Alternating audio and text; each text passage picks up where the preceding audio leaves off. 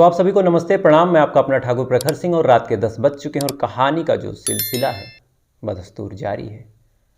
मैंने अपनी कहानियों में अक्सर एक बात बोली है, आज भी उस बात को बोलूँगा कि जब भी मैं किसी कहानी को रिसर्च करता हूँ या फिर चूज़ करता हूँ कि कौन सी घटना को आपको सुनाऊँ, कौन सी घटना के बारे में आपको बताऊँ, तो इस पूरी रिसर्च में, इस पूरी जाँच पड़ताल में लगभग 50 से ज़्यादा घटनाओं के बारे में मुझे डिटेल में पढ़ना पड़ता है। और इन 50 में से लगभग 35 से ज़्यादा घटनाएं ऐसी होती हैं जिसमें सिर्फ जिस्मानी भूख, अनैतिक संबंध, नाजायज़ रिश्ते और उन्हीं से जन्म हुआ एक पाप या फिर एक मर्डर या फिर एक क्राइम होता है। अब इन सब मामलों से न हमारे देश की पुलिस अछूती रह गई है, न हमारे देश का कानून अछूता रह गया, यहाँ तक कि इसके लपेटे में हमारे देश का कोर्ट भी आ जा रहा है। इसका जीता जागता नमूना आज मिला। दरअसल हाई कोर्ट का एक फैसला आया, कोर्ट में एक मुकदमा चल रहा था। मुकदमा लड़ने वाले दो महिलाएं थीं। दोनों महिलाओं ने एक ही इंसान से शादी की थी, लेकिन अब दिक्कत ये थी कि शादी तो कर ली, लेकिन जो पति है वो किसके साथ रहेगा। मुकदमा चला, कोर्ट ने भी इस बात को काफ़ी टाइम तक सुना और अंत में एक हैरान करने वाला फैसला दिया। दरअसल कोर्ट का फैसला आया कि हफ्ते के 3 दिन जो पति है वो पहली पत्नी के साथ रहेगा, बाकी के 3 दिन दूसरी पत्नी के साथ रहेगा और बाकी का जो एक संडे बचता है उस संडे को अपने हिसाब से, अपनी मौज मस्ती में, अपनी व्यक्तिगत ज़िंदगी के हिसाब से जहाँ चाहे वहाँ रह सकता है, लेकिन 3 दिन दोनों पत्नियों के पास उसे रहना होगा। तो आप सोच के देखिए कि एक आदमी अब उसका जीवन कैसे नर्क बनेगा। क्योंकि मामला कोर्ट में गया, कोर्ट ने ये आदेश सुनाया तो उस आदमी को मानना पड़ेगा। आज की जिस घटना के बारे में मैं आपको सुनाने जा रहा हूँ, जिस कहानी के बारे में आपको बताने जा रहा हूँ, ये कहानी भी ऐसे ही अनैतिक संबंध की है। लेकिन इस कहानी को सुनने के बाद, जैसे अभी जिस घटना के बारे में बताया, तो उससे तो आपको हैरानी हुई, लेकिन आज की कहानी सुनने के बाद आज शायद आपका दिल अंदर तक कचोट उठेगा कि कोई इंसान ऐसा कैसे हो सकता है और ऐसा कैसे किसी व्यक्ति के साथ हो सकता है। आज की कहानी हरिद्वार की है। कहानी हरिद्वार के लक्सर कोतवाली की है और इसी कोतवाली क्षेत्र में एक गाँव आता है, ढांढेकी गाँव। इस कहानी की शुरुआत होती है 10 फरवरी साल 2023, यानी आज से लगभग ठीक 1 महीने पहले। दरअसल इसी गांव के रहने वाले सेठपाल अपने संबंधित थाने जाते हैं। जाने के बाद जो सीओ थे उनके सामने बैठते हैं। बैठने के बाद कहते हैं कि साहब, मेरा एक 17-18 साल का बेटा है, वो घर से अचानक से गायब हो गया। अब अचानक से गांव का ऐसा मामला को भी सीओ के सामने, सीओ भी थोड़ा सा चौंकता है, पूछता है कि क्या हुआ, थोड़ा डिटेल में बताइए। इस पे जो पिता है सेठपाल, वो कहता है कि साहब, हम लोग सो रहे थे, सुबह उठ के देखा तो हमारा बच्चा गायब है। ये बात 6 फरवरी की। हमने 7 फरवरी तक उसे गांव में ढूंढा, 8 फरवरी को उसके दोस्तों तक पूछताछ की, 9 को पूरे रिश्ते नाते, सगे संबंधी, इधर उधर जहाँ कहीं हमारी शक की सुई जा सकती थी, जहाँ कहीं मेरा बेटा जा सकता था, हर जगह ढूंढ के देख लिया। और आज 10 तारीख है, हम लोग थक हार के जब कहीं से भी हमारे बेटे की कोई ऐसी मौजूदगी नहीं मिली तो अंत में हमें आपके पास आना पड़ा। अब पिता इतना कहते कहते फूट फूट के रोने लगता है और कहता है कि साहब, मेरा बेटा है, उसे आप जल्दी से ढूंढ दीजिए। उसकी माँ ने तब से कुछ खाया नहीं है, पूरे परिवार का रो रो के बुरा हाल है। अब आमतौर पे किसी शहर में या फिर किसी महानगर में ऐसी घटनाएं डेली होती हैं, लेकिन किसी गांव के लिए, किसी गाँवी इलाके के लिए शायद कई सालों में ऐसी एकाध घटना निकल के सामने आती है। अब जो मामले के इन्वेस्टिगेटिंग अफसर थे जिन्होंने इस कंप्लेन को दर्ज की थी, उनके भी ऊपर एक प्रेशर आता है, चूँकि जहां मामले बहुत कम हो वहां पे पॉइंटिंग भी बड़ी ज़्यादा होती है। फ़ौरन ही कंप्लेन दर्ज की जाती है, सारे डॉक्यूमेंट्स, सारे नाम, सारे कागज़ पत्तर उस लड़के संबंधित ले लिए जाते हैं। इसके बाद अब बारी शुरू होती है इस लड़के को खोजने की। पुलिस वाले अपनी तरफ से हर संभव कोशिश करते हैं और इसी कोशिश में सबसे पहले कुलदीप उर्फ शेर सिंह, जो लड़का गायब था, उसके घर पे आते हैं। घर पे आते हैं, पूरे घर को चेक करते हैं कि शायद कोई ऐसा संदिग्ध सामान मिल जाए, कोई मोबाइल या फिर कोई सिम कार्ड। क्योंकि आमतौर पे 17-18 साल की उम्र में ज़रूरी नहीं है कि बच्चा गायब ही कर दिया गया हो। 17-18 साल की उम्र ऐसी होती है कि इस उम्र में बच्चे खुद से भी गलती कर जाते हैं, किसी के साथ भाग जाते हैं या फिर कहीं नौकरी के लिए भाग जाते हैं। हो सकता है एग्ज़ाम वगैरह का प्रेशर हो, एग्ज़ाम अच्छा ना गया हो। तो कायदे से जो पुलिस की अभी तक शक की सुई थी, ये गायब करने पे नहीं बल्कि गायब होने पे टिकी हुई थी। पुलिस वालों को लग रहा था कि शायद बच्चा कहीं भाग गया हो और आमतौर पे ऐसी उम्र में ऐसी चीज़ें हो भी जाती हैं। बहरहाल पुलिस वाले आते हैं, पूरे घर को अच्छे से चेक करते हैं, घर वालों से पूछताछ करते हैं।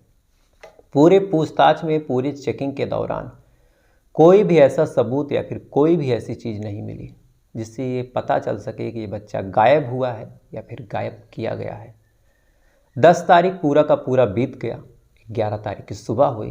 पुलिस वाले फिर अपने तरीके से पूरे गांव में पता करते हैं, पड़ोसियों से पूछताछ करते हैं, जो घर के फैमिली मेम्बर थे उनसे पूछताछ करते हैं। पूरा दिन इसमें गुजर गया, फिर बच्चे का पता नहीं चला। 12 तारीख आया, पुलिस वाले अभी भी पूछताछ कर रहे हैं, फिर भी पता नहीं चल रहा। कायदे से ऐसे ही पूछताछ करते करते लगभग 10 दिन का जो वक्त है वो गुजर गया, लेकिन जो बच्चा था उसका कहीं से कुछ पता नहीं चल रहा था। अब धीरे धीरे वक्त गुजरता जा रहा था। जो परिवार वाले थे उनका जो प्रेशर था, जो गांव वाले थे उनका प्रेशर जो था, उस थाने पे बढ़ता जा रहा था। मामला उस थाने से निकल के पूरे लक्सर कोतवाली में फैलता है। और इस मामले को जो वहाँ की एसीपी क्राइम रेखा यादव हैं, वो इस मामले को अपने हाथ में लेती हैं। साथ ही इस मामले पे स्पेशल फोकस करने को कहती हैं, जो कि मामला एक बच्चे के गुमशुदगी का था। पुलिस वाले अपने तरीके से हर संभव कोशिश कर रहे थे, हाथ पांव मार रहे थे। जब कहीं से कुछ मिलता नहीं तो उन्हें लगता है कि शायद इस बच्चे के साथ कोई हादसा हो गया है। पुलिस वाले भी इस हादसे के एंगल पे भी छानबीन करते हैं और सबसे पहले परिवार से फिर से मिलते हैं और पूछते हैं कि क्या आपकी किसी से दुश्मनी तो नहीं या फिर कोई पुरानी रंजिश हो। अब पुलिस वाले जब रंजिश के बारे में पूछते हैं तो फिर परिवार वाले कहते हैं कि साहब हम इतने अमीर लोग नहीं है कि किसी से दुश्मनी लेके चले, ना ही इतना पैसा हमारे पास है कि कोई अपहरण कर लिया हो, ना ही परिवार में कोई कलह, कोई रंजिश है कि बच्चा कहीं चला गया हो। हमने तो कोई प्रेशर उसके ऊपर कभी बनाया ही नहीं। अब यहाँ से भी पुलिस वालों के हाथ कुछ भी नहीं लगता, तो फिर पुलिस वालों को लगता है कि हो सकता है बच्चे की किसी से कोई दुश्मनी हो। आमतौर पर स्कूल वगैरह में हो जाती है। पुलिस वाले स्कूल में जाते हैं, वहाँ भी छानबीन करते हैं कि बच्चों से आपस में कोई रंजिश हुई, कोई झगड़ा हुआ, जो कि क्राइम की ना कोई उम्र होती है, ना ही कोई ऐसी बात होती है। इसी से संबंधित मैंने आपको एक स्टोरी बहुत पहले सुनाई थी, अमरजीत साडा की। मात्र 8 साल की उम्र में उसने 3 कत्ल कर दिए थे। पुलिस वाले स्कूल में भी जाते हैं, पूछताछ करते हैं, लेकिन यहाँ से भी पुलिस के हाथ कुछ भी नहीं लगता। धीरे धीरे वक्त गुजरता जा रहा था। देखते ही देखते 20 दिन गुजर गए। बच्चे का ना कहीं कुछ पता चल रहा था, ना ही कोई मोटिव निकल रहा था, ना ही किसी पे कोई शक हो रहा था। अब इतनी चीज़ें जब हो जाती हैं तो पुलिस वालों को लगता है कि जब पूरा गांव छान लिया, कायदे से कहें तो हर संभव कोशिश कर ली, जब मामला कहीं बाहर से निकल के सामने नहीं आ रहा, तो कहीं ऐसा तो नहीं कि ये मामला घर का ही हो और घर का ही कोई ऐसा सदस्य हो जो इस क्राइम में या फिर इस गायब करने में शामिल हो। पुलिस वाले अब इस मामले की जांच को इस एंगल पे मोड़ते हैं, लेकिन अब घर के किसी सदस्य को ऐसे उठा के पूछताछ करना, खासकर जिस घर का कोई बच्चा गायब हो, घर वाले रो रहे हों, तो एक तरह से ये भी पॉसिबल नहीं था। लिहाजा जो पुलिस वाले थे इस मामले में अपनी मुखबिर एक्टिव करते हैं, साथ ही भेष बदल के इस पूरे परिवार के बारे में डिटेल निकलवाते हैं, सारी चीज़ें करते हैं। अंत में काफ़ी दिन तक मेहनत करने के बाद कायदे से 5-6 दिन और बीत गए और डेट आ गई 5 मार्च साल 2023, यानी आज से 10 दिन पहले ये डेट आई। और इसी डेट को एक बड़ी हैरान करने वाली बात पता चली। दरअसल जो इस घर की लड़की थी, जिसका नाम मैं आपको अभी नहीं बताऊंगा और न बताने का भी एक कारण है जो मैं आपको वीडियो के लास्ट में बताऊंगा। इस लड़की का पड़ोस में रहने वाले एक राहुल नाम के लड़के से अफेयर था। अब पुलिस वाले जब ये बात सुनते हैं तो आजकल जिस हिसाब से क्राइम हो रहे हैं, पुलिस वालों को भी लगता है कि चलो इस एंगल पे भी एक बार छानबीन कर लेनी चाहिए, क्योंकि जब कहीं से कुछ नहीं मिल रहा है तो शायद यहीं से कुछ मिल जाए। लिहाजा जो पुलिस वाले थे अब इस लड़की और राहुल की डिटेल और कुंडली एक साथ खंगालते हैं, पूछताछ करते हैं, पता करते हैं, आसपास के गांव के लोगों से पूछताछ करते हैं। गांव में अक्सर ऐसे लोग होते हैं जो किसी की चुगली करने से बाज नहीं आते। पुलिस वाले इस बात का फ़ायदा उठाते हैं, पूछताछ करते हैं और अंत में पता चलता है कि जो राहुल है और जो ये लड़की है, इन दोनों में ऐसा प्यार था कि शायद कोई भी बीच में आता तो ये दोनों उसको हटा के एक दूसरे से मिलने के लिए, एक दूसरे को पाने के लिए कुछ भी कर सकते हैं। अब इतनी बड़ी बात जब पुलिस वालों को पता चली तो पुलिस वाले फ़ौरन इस लड़की को थाने बुला लेते हैं। थाने बुलाते हैं एक बहाने से कि शायद इस बहाने से पूछताछ करें कि शक की सुई भी हम पे ना आए, हम फंसे भी ना, हमारा काम भी हो जाए। इसीलिए थाने बुलाते और कहते हैं कि बेटा तुम उसकी छोटी बहन हो, तुम्हें सारी डिटेल पता होंगी, चूँकि भाई बहन सबसे करीब होते हैं। तो कोई ऐसी गर्लफ्रेंड बॉयफ्रेंड का मैटर या फिर कोई और बात, या फिर तुम्हारा भाई किसी और से प्यार करता हो तो आप हमें प्लीज़ बता दो, क्योंकि 1 महीने गुजरने को है और हमारे हाथ कुछ भी नहीं लग रहा, और जितना ही वक्त गुजरेगा तुम्हारे भाई की मिलने की जो उम्मीद है वो कम होती जाएगी। अब पुलिस वाले इस लड़की से तो नॉर्मली पूछताछ कर रहे हैं, लेकिन जो ये लड़की है वो थोड़ा सा इधर उधर की बातें कर रही है, यानी सवाल से ज़्यादा जवाब दे रही है, और इसके अंदर दुख से ज़्यादा घबराहट दिखाई दे रही है। अब मैंने शुरू से कहा है कि जो पुलिस वालों की नज़र है वो पारखी होती है। पुलिस वाले फ़ौरन ही इस बात को परख लेते हैं, और परखने के साथ साथ इससे बस एक शब्द पूछते हैं कि बेटा ये राहुल कौन है। अब जैसे ही राहुल का नाम ये लड़की सुनती है, फ़ौरन ये शक पका जाती है। शक पकाते हुए कहती है कि मैंने और राहुल ने तो कुछ भी नहीं किया। अब पुलिस वालों ने तो ये बात पूछी ही नहीं थी, लड़की ने अपने मुंह से ये बात बोल दी, लिहाजा पुलिस वालों को अब ना कुछ चाहिए था ना कुछ पूछना था। सारी डिटेल, सारी चीज़ें अब ये लड़की खुद ब खुद बताने वाली थी। लेकिन इससे भी पहले पुलिस वाले जाते हैं और इस राहुल को भी उठा के लाते हैं, उठाते हैं, अगल बगल बैठाते हैं और बस एक शब्द बोलते हैं। खासकर ये शब्द वहाँ की जो एसीपी क्राइम रेखा यादव हैं वो बोलती हैं और कहती हैं कि एक काम करो बेटा, जितनी भी बातें हैं चुपचाप बता दो, क्योंकि मूवीज़ में, पिक्चरों में तुमने पुलिस का जो तरीका है वो तो देखा ही होगा। रेखा यादव वैसे भी बेहद तेज तर्रार एसीपी में से एक मानी जाती हैं। तो जैसे ही रेखा यादव एक बात बोलती हैं, जो लड़की है वो भी घबराने लगती है, लड़का जो है वो भी घबराने लगता है, और अंत में ये दोनों तोते की तरह अपना मुंह खोलते हैं और एक ऐसी कहानी सुनाते हैं जिसे सुनने के बाद शायद आप भी आज हैरान हो जाएंगे। और इस कहानी के अंत में जो कुछ हुआ वो तो सबसे ज़्यादा हैरान करने वाला है। दरअसल जो राहुल है वो इस लड़की के पड़ोस में रहता है। लड़की भी छोटी थी, राहुल भी छोटा था। दोनों एक दूसरे को देखते हैं, नए नए बड़े हुए थे, नए नए जवान हुए थे। दोनों में एक अजीब सा आकर्षण होता है। आकर्षण धीरे धीरे दोस्ती में बदलती है। दोनों को पता था कि चाहे दोस्ती हो चाहे प्यार हो, परिवार वाले बात तो नहीं ही करने देंगे। लिहाजा वे दोनों एक दूसरे से छुप के इशारों में बात करते, एक दूसरे को लेटर के माध्यम से बात करते। वक्त गुजरा, दोनों का प्यार परवान चढ़ा। अब ये दोनों आए दिन एक दूसरे से मिलते, एक दूसरे से अपने अपने तरीके से बातचीत करते। लड़की को जब भी मौका मिलता राहुल से बात करती, राहुल जब भी मौका पाता इस लड़की से मिलता। और हर बार की तरह इस बार भी एक कहावत सही हुई, और ये कहावत थी कि इश्क और मुस्क छुपाए नहीं छुपता। धीरे धीरे इन दोनों का परवान जो चढ़ रहा था, इसकी भनक गांव में कई लोगों को लगती है। अब गांव में लोगों को भनक लगी, गांव में तरह तरह की बातें हुई, और ये बात इस लड़की के भाई कुलवीर उर्फ शेर सिंह को भी पहुंची। अब एक लड़का जिसकी छोटी बहन गांव में इस तरह बदनाम हो रही है, अब ये बात वो जैसे ही जानता है बड़े गुस्से में घर आता है। अब अपनी बहन से प्यार भी था तो घर में और किसी को कुछ बताता नहीं, बस चुपचाप अपनी बहन को कमरे में ले जाता है, 2-3 थप्पड़ लगाता है और कहता है कि तुम्हारी वजह से गांव में देखो कितनी बदनामी हो रही। लड़की ये बात जब सुनती है तो कसम वगैरह खाती है और कहती है कि भैया अब बात नहीं करूँगी, उस लड़के को मैं छोड़ दूँगी। कुलवीर को भी भरोसा हो जाता है कि चलो शायद बहन सुधर जाए। कुलवीर एक मौका देता है, लेकिन जब ये मौका पाती है तो और शातिर तरीके से राहुल से ये बात करती और ध्यान के साथ ये मिलने जाती और ऐसा कोशिश करती कि कोई जान न पाए। लेकिन इधर कुलवीर भी जो था वो नज़र गड़ाए हुए था। दोबारा जब ये पकड़ता है तो पकड़ने के बाद काफ़ी मारता पीटता है। मारने पीटने के साथ साथ कहता है कि आज के बाद तुमको अकेले कहीं नहीं जाना है। अब ये बात जैसे ही भाई बोलता है तो एक तरह से जो लड़की थी उसके प्यार पे ताला लग चुका था। लड़की राहुल के प्यार में बेकरार रहने लगी, किसी भी कीमत पे पाना चाह रही थी। मौका देख के राहुल से बात करती है और इस बात में दोनों ने एक फ़ैसला लिया। फैसला हो गया, सारी चीज़ें हो गई, सारी तैयारियां हो गई, और इस तैयारी को जो सही करने का दिन था, यानी इस तैयारी को एग्जीक्यूट करने का जो दिन था, वो दिन 6 फरवरी साल 2023 था। प्लान बनता है, प्लान बनने के तहत 5 फरवरी को जो ये लड़की है राहुल से मिलती है। राहुल ज़रूरी सामान देता है, सामान लेके लड़की घर पे आ जाती है। और पूरे परिवार की आदत थी कि रात को लोग दूध पी के सोते थे, तो नींद की जो दवा थी जो राहुल दिया था, उस दवा को ये लड़की अपने पूरे परिवार के दूध में मिला देती है। दूध में गोली मिला देती है। काफ़ी गोलियां थी तो पूरा परिवार गहरी नींद में सो जाता है। सोने के बाद अभी राहुल को फ़ोन करती है। राहुल अपने एक दोस्त कृष्णा के साथ इसके घर पे आता है। पूरा परिवार गहरी नींद में सो रहा था तो ज़्यादा कोई दिक्कत हुई नहीं। चुपचाप ये घर में आते हैं पूरे कॉन्फिडेंस के साथ। इनके हाथ में एक रस्सी भी थी।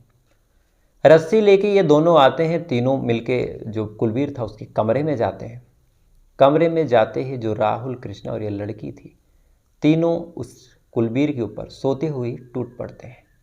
उस रस्सी से उसका गला घोंटते हैं। क्योंकि कुलवीर बड़ी गहरी नींद में था तो जब तक कुछ समझ पाता तब तक ये तीनों लोग उस पर काबू पा चुके थे।